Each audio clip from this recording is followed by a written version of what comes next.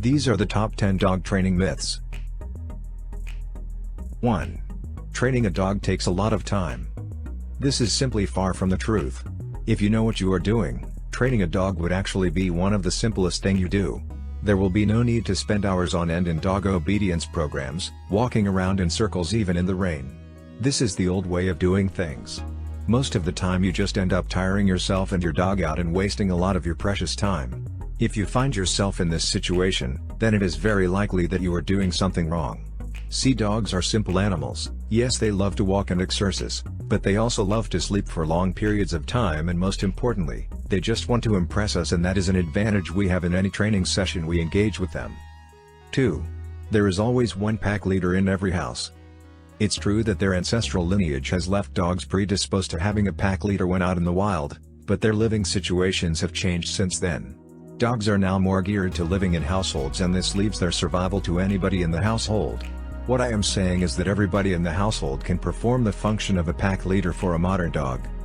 Understanding this would change the dynamics when training your dog for your household. You should get everyone involved in such a way that it doesn't matter who is at home. Anyone available at the time should be able to issue a command, and our dogs should obey them. That being said, you dogs would be more responsive to anyone who is gentle and calm, and more importantly shows more understanding of what the dog is communicating. That is why you will find the dog more attached to some people in the house more than others. 3. Every puppy should attend puppy school. I hate to bust your bubble, but puppy schools are simply not as effective as people think. Far too often, you have a situation where dog parents have bought into the notion that taking their puppies to the local puppy school and sitting around other dog parents with their puppies and trying to learn a few tricks for some minutes is of some sort of immense value. Now let's put things in perspective. Our puppies get the benefit of socialization earlier with other dog parents and their puppies, but this can easily be gotten by scheduling regular walks with your puppy, which doesn't require any form of expense and helps bonding with your puppy more.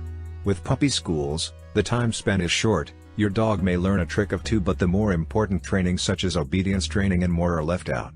Obviously, such training cannot be completed in a month. If you can afford the puppy school, go for it.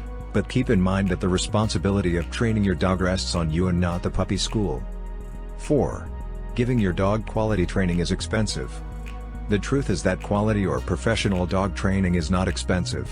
In fact, you can easily get high quality, professional dog training on the internet.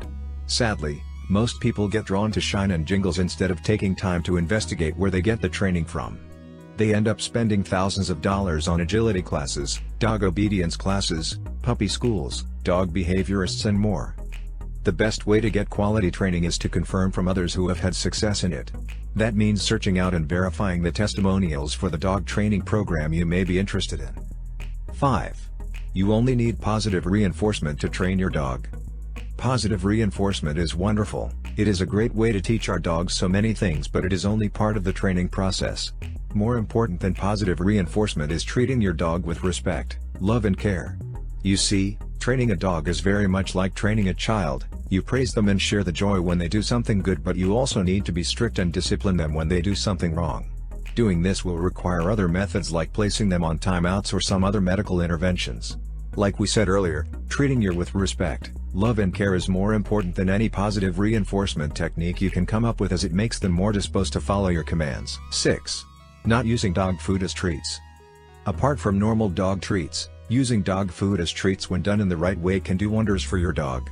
We as dog parents seem to ignore this as nobody really talks about it, but most dog training experts are aware of this and how they can be used to train our dogs perfectly. 7. Old dogs can't learn new tricks. The saying that old dogs can't learn new tricks is something that has been accepted as a norm, but people tend to forget that it is hard to find someone who would put in the time and effort to develop the relationship and bond that would allow them enough leverage to teach these old dogs the new tricks that they require to stay with them. Dogs, whether old or young, are always eager to form a bond with the people around them, and anyone that goes the extra length to bond with them can teach them any trick they want. Sure, older dogs have some set of habits they have formed over time, but these are habits they will willingly give up to bond with someone who truly cares for them. 8. All you need is practice and hard work. The truth is that there is the correct way of doing things and the wrong way of doing things. Doing something the wrong way will never work no matter how hard you try. Doing it the correct way will get you the expected result in a matter of minutes. Dog training is not about hard work and spending endless hours trying to get your dog to do a particular thing. Smart dogs are always listening to their pack leaders and trying to read their body cues and how they communicate with them. Smart dog trainers have also learned to work smart with their dogs and not long and hard. 9. Smaller dogs are easier to train than bigger dogs. This is another false assumption. A dog's size does not matter when it comes to training them. This is just like assuming something about a group of people that you have never met. Just like human beings, dogs have individual traits. You would find that some dog parents have it easy training their big dogs while having serious difficulty training the smaller dog. It all comes down to the dog's personality. 10. Dogs that cause trouble are stupid. This is again wrong and a matter of perspective. Look at it from the dog's perspective. He or she wants attention and may not even understand that he is causing trouble. In fact, other dogs would see him and think, wow, that dog must be so intelligent, see the amount of attention he gets from his parents. This is also more impressive when he or she is able to get you to look at something or do what they want at that particular time. For dog parents with such dogs, you just have to up your game and develop better strategies and techniques to manage your dog. After all, you are dealing with a genius dog.